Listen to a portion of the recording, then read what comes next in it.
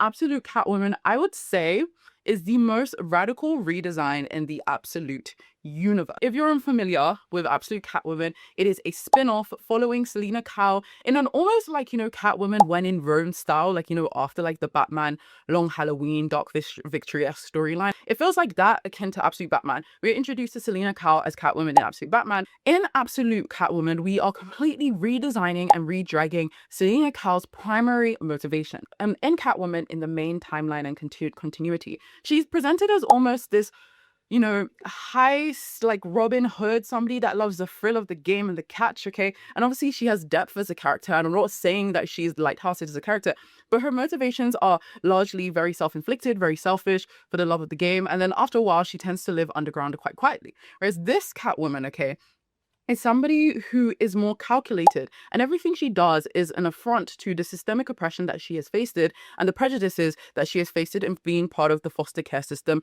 when she emigrated to the United States of America from Cuba in Gotham. Okay. And we start this issue very surprisingly with her expressing a desire to retire.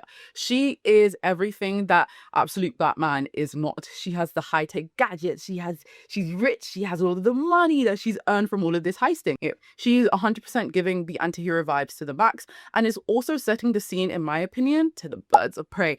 When I saw there's like a without giving away a spoiler, some characters come in that is truly also allowing us to expand the world of Gotham within this Absolute universe, is allowing us to have new takes and perspectives, and I am absolutely on the edge of my seat every month to see where the story is taking us.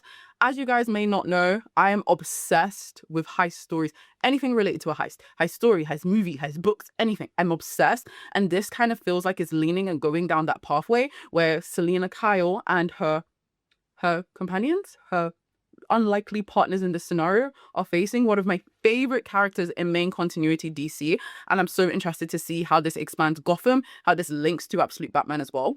I'm also, not to relate because like Selena Kyle to Batman and Bruce, although their relationship is particularly important, because we know in Absolute Batman that they know of each other's identities. They know with each other, they have a relationship with each other, they grew up with each other. But at this stage, we don't know what is the nature of their relationship. Absolute Batman is going down this path that I think is very reminiscent of this. Oh, I was just reading it. I can't remember it, but I'm going to put it here. This recent Batman comic, which has finally finished its 4 volumes, where Batman decides to shed this notion of being Bruce and deciding to completely embody Batman, as he feels like this is the only way that he can truly fight crime in Gotham. And I feel like Absolute Batman is slowly heading down that track where he's beginning to lose his sense of humanity to the cowl in order to face the darkness that is within Gotham. And I actually very intrigued to see how that affects the relationship. I am intrigued, but I hope they don't center it. Actually, I don't actually